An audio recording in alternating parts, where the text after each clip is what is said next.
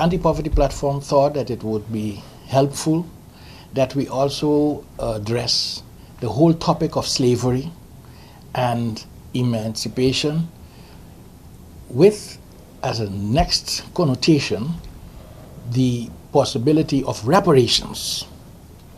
This is a whole discussion all over the world. Even in the United States now, for the election campaign, they are talking about reparations for the African Americans in the United States. But it is actually the whole Atlantic slave trade that is forcing all of us to rethink how are we going about the reparations. Now, talking about emancipation, what is the kind of freedom that we got? Talking about reparations is what are the other ingredients for the injustices and for the making good that we have to address. And so there are official statements, there are official positions, and especially for us here in the southern part of Swaliga, the official position of the kingdom. Very interesting.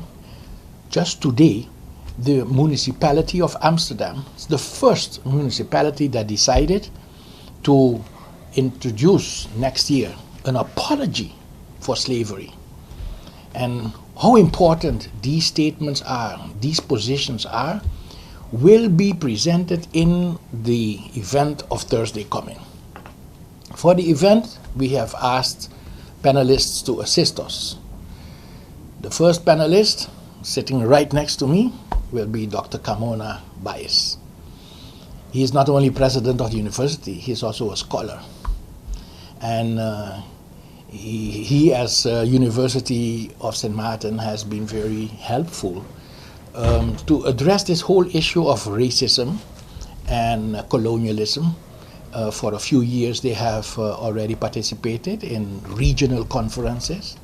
So it will be very interesting to hear from him what he has to inform us, how he can enlighten us about what is cooking in the whole reparations movement.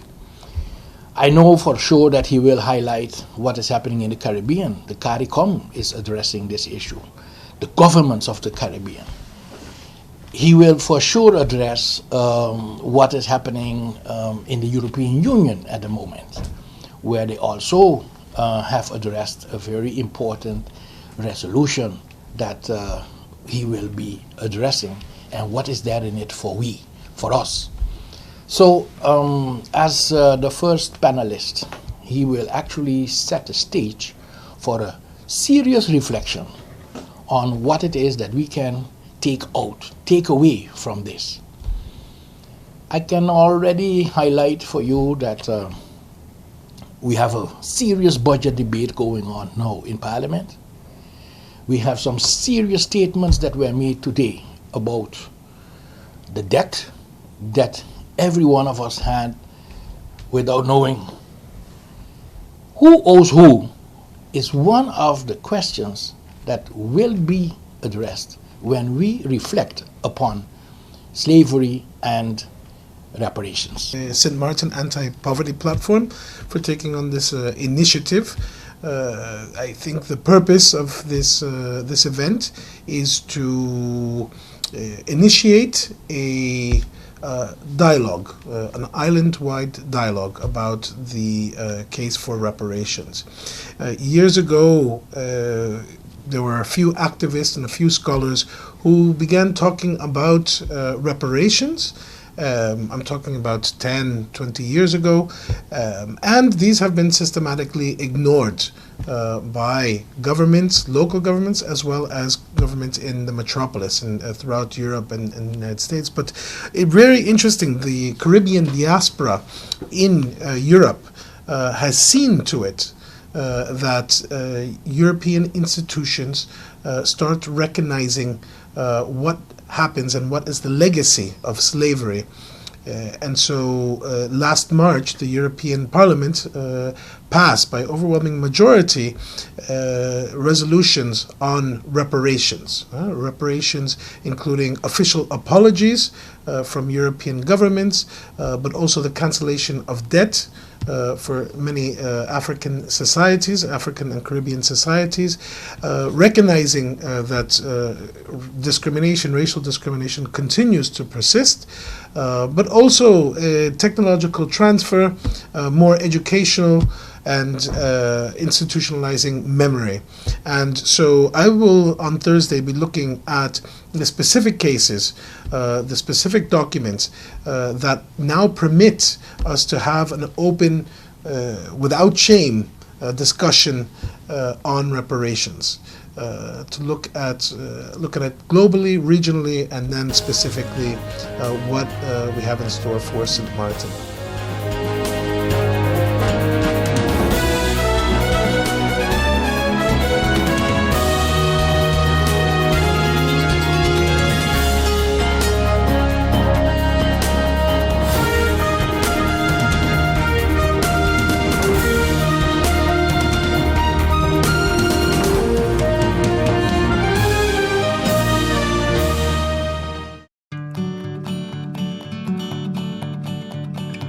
It's been said that behind every door, possibility awaits.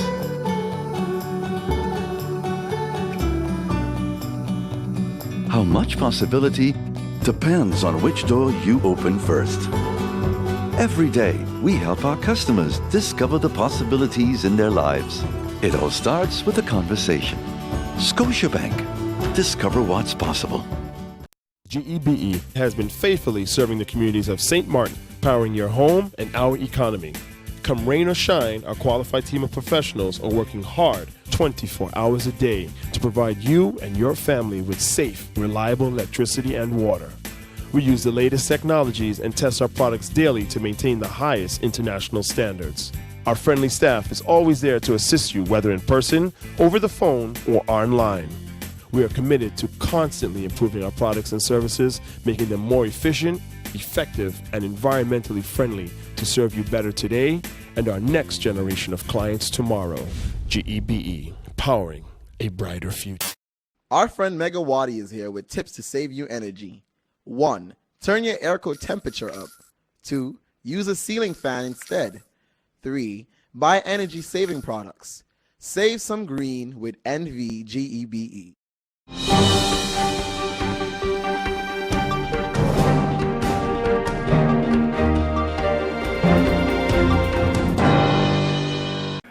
They will get the vacation allowance paid. Mm-hmm. However, I can't tell them when because the money situation is dire.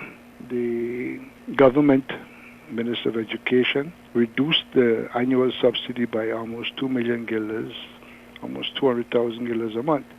So that puts us in a very, very bad financial situation. What I also did tell them today is that based on that reduction of income, we are forced to lay off people because, as the minister is saying, listen, your enrollment has dropped dramatically, so we have to reduce the school's operation to suit the enrollment. Mm-hmm. And the biggest cost involved are salaries, etc., so we have to deal with it. We intend to take other revenue increasing measures. However, one of the decrees by the minister that we should, the so-called parental contribution should be voluntary, which means the parents don't have to pay. But if the parents don't pay, then we've lost another source of income. So it isn't easy. You're saying that the teachers, of course, will be receiving their vacation allowance, but They will as get to it when, eventually, yes. There is not a set date yet. Not right now, yes. I hope as soon as I can.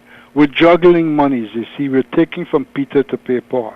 When Paul gets the money, then we have to find how we're going to pay back Peter. Obviously, they are annoyed due to the fact that they are about to start vacation, and that had already been budgeted in their vacation plan, they said, Mr. Duncan. We were surprised by the reduction in subsidy. The decision of the minister was December 21st, 2018. effective August 1st, 2018, and we were informed, or we felt it, in February of this year. And we were only privy to get the decision in our hands on March 19th, 2009. So we were caught unawares, unprepared by the minister. I don't know what reason there would be that such decisions are taken, hidden, and not doing, but retroactively enforced. Have you been able to discuss the situation with the Minister of Education? I've been in correspondence with him back and forth, and I don't think we're getting anywhere. He's insisting that we pay. He's insisting that we got too much money, so to speak, because of the difference in time and effect of the decision. And he wants audited statements that are not due until next year. He wants bank statements. We gave him our monthly expenses, but I don't think he's satisfied with that. So, in my opinion, I am not getting any which way. I filed an administrative appeal against his decision, and he told me he has until August 5th with another extension of a month to answer. So apparently he is not prepared to deal with the subject matter right now. You're saying that the financial situation at Academy is dire, and as a result you will have to let go some of your employees. Has it been identified as to how many persons will be laid off? We have started already with the principle of last in, first out. So contract workers, starting with the newest, have received letters that their contract will not be renewed. But of course we need to deal with others.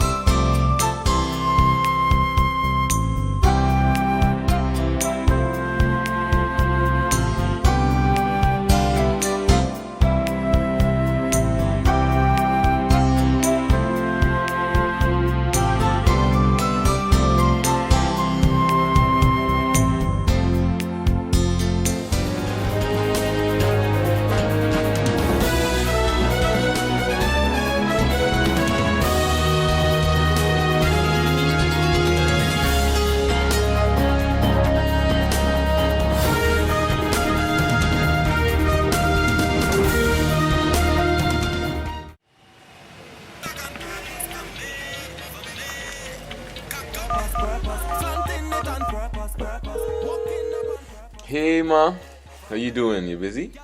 I hear, just paying some bills, taking care of business, you know what it is? I know, you're doing your online banking. I don't have to stand in those long lines to pay bills. I can transfer when I want. I can check my account wherever. It's like the bank open 24/7. I even here checking the statement right now as we're talking. How's Miami? Well, that's why I'm calling. I'm finishing up a few songs now, but I'm afraid that studio time might be more than I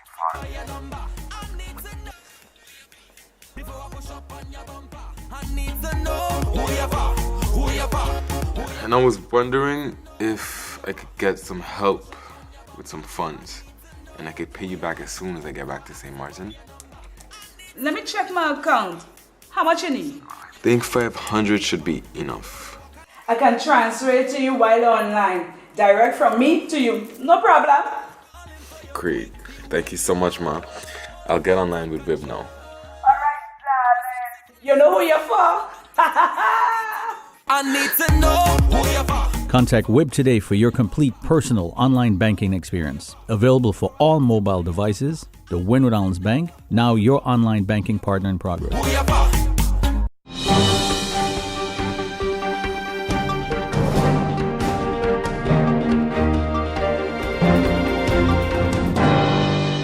I wish to use this opportunity, considering, in my opinion, the urgency of the matter, to inform the Prime Minister that she will be receiving a letter with respect to the latest media reports surrounding the issue of the passport of Mr. Theo Heiliger.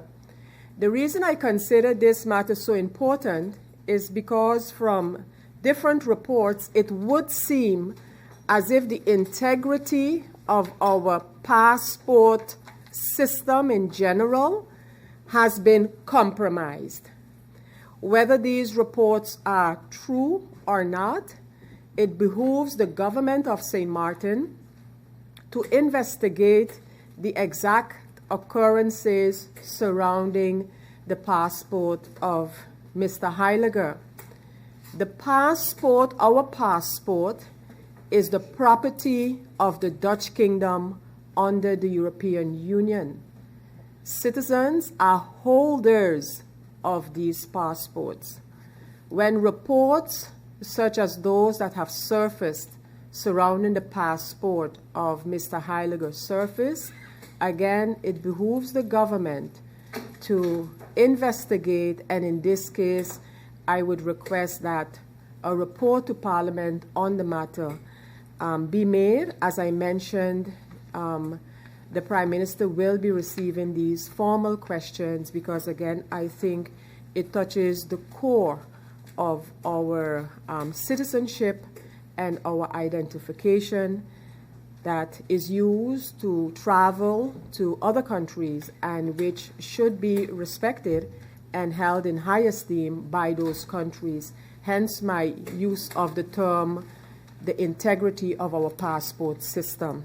But to the Prime Minister, that is just an indication that this would be coming, and I would implore you to respond to Parliament as soon as possible with respect to same.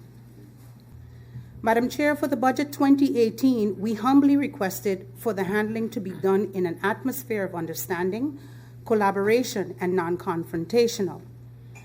For the 2019 budget, I respectfully ask the same considering the serious times ahead for our country. This draft national ordinance establishing the budget of the year 2019, which is similar to previous budgets, is a management tool indicating the policy or direction of government.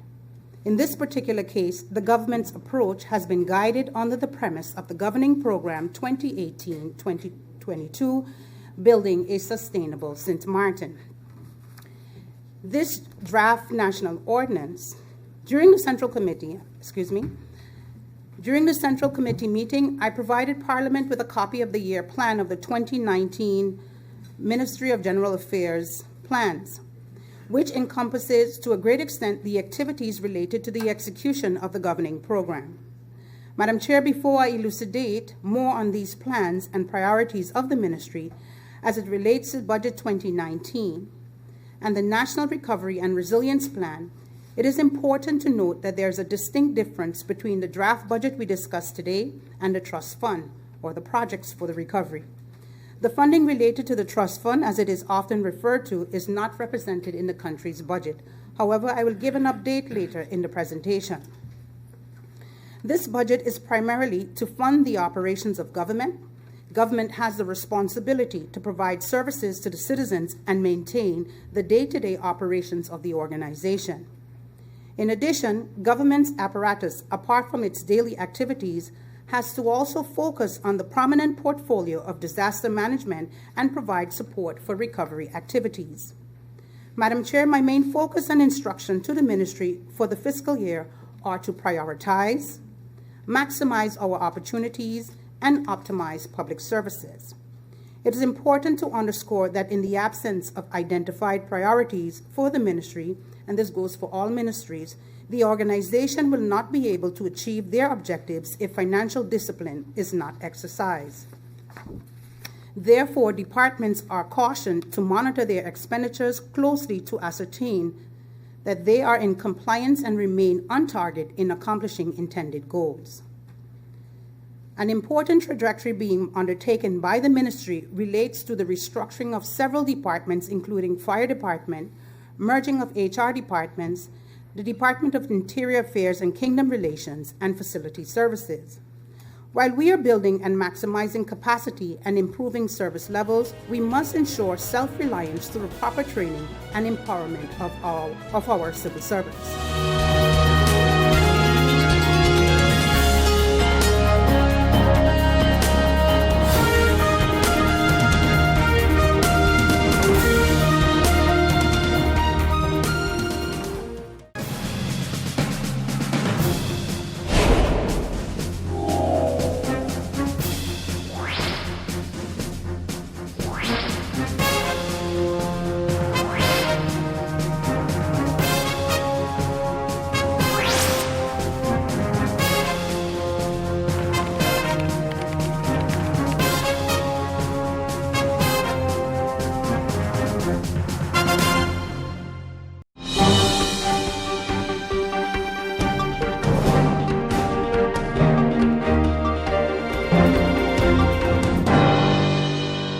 Coast Guard over the years has provided the opportunity for youngsters to become officers, and of course on St. Martin this is no exception. Two of the officers I'm going to approach they recently graduated during the last batch of Coast Guard officers in Bonaire, where of course the graduation ceremony took place, if I'm not mistaken, some 1.5 months ago. We firstly are going to talk to this young gentleman. First of all, what's your name? My name is Shahir Mortenboer. I'm 24 years old. I work I'm a new recruit there at the Dutch Caribbean Coast Guard. How has it been? What's the feeling overall for you as a young Coast Guard officer? Well, I say it's a good feeling right now because it's a job that's very active. It keeps you very mobile, keeps you very alert and on all type of different situations. So if you're really looking for a exciting job that always keeps you a little busy and keep you on your toes, keep your head on point. So it's a pretty good job to come at, I would say. Any challenges for you in between? Well, the little challenges, it's not really severe challenges, but every job comes with challenges and you just have to find your way to work around them. But it's challenges that just makes you better and makes you just focus on how to actually get better in your job and progress in it one time. You're 24 years old, you're a pretty young Coast Guard officer. What is your advice to those younger persons who might want to be part of this organization?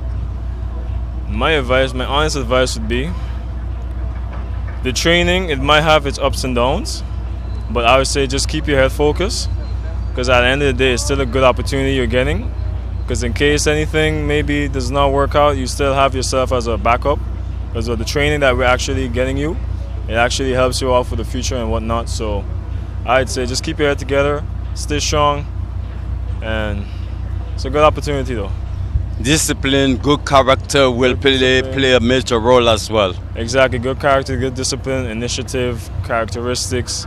I'd say be responsible, very independent, because it requires you, because you're working with a team of personnel, but at the end of the day, you have to really know yourself and your qualities and what you could bring to the table. So I'd say be very responsible too at the end of the day. My name is Martizia Gums, also just one of the new recruits that came in. And yes, so far, I personally like a job that I don't know what to expect. I come to the job and it's just, we get an axi and you just go. And that's what I really like about this job, the excitement and just that the fact you don't know what to expect when you come to the job. I previously spoke of the fact that only 5 ladies are part of the organization. What really motivated you to becoming a Coast Guard officer? Well, basically, just the fact that I am serving my country, that was my biggest motivation that I had, and that's why I joined the Coast Guard.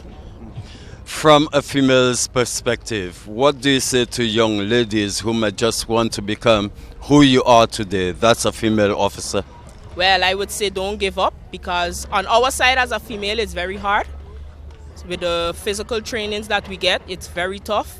And I would say once you have your dream, you set that goal and you make sure you work towards it until you achieve that goal.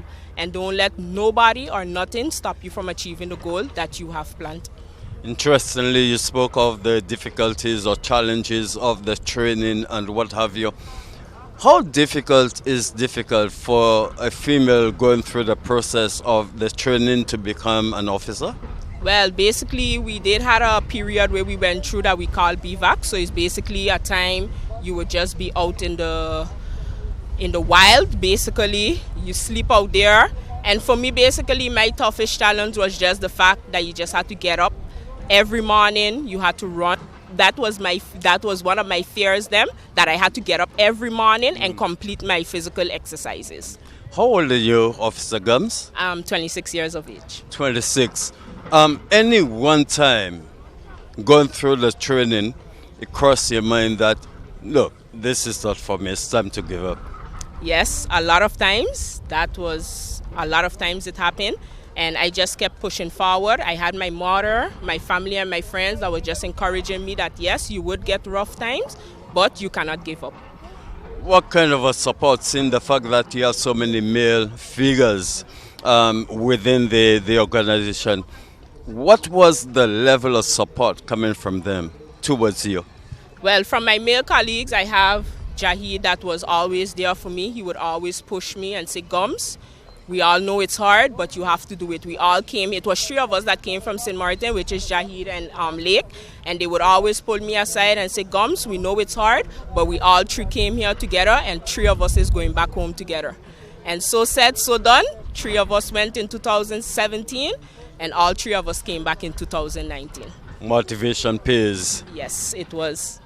Now, I'm sure quite a few young female on St. Martin probably might want to become Coast Guard officers. It's a men's dominated field. What's your advice? Well, I would tell them, of course, don't give up. If you have that dream, push for it. Don't let nobody tell you you can't do it. Just push for that dream. Where do you go from here on as a Coast Guard officer? You're 26 years old, time is limited. At one point you will have to say, hey, I have to move on because I'm old enough and there is no more space for me over here. What's in the making for Miss Gums? Well, what could I say? Plan B would be that, I would remain in the Justice Department so I can go to Immigration, Customs, and one of them for sure would be one of my choices that I would pick, Immigration or Customs, or even the police also.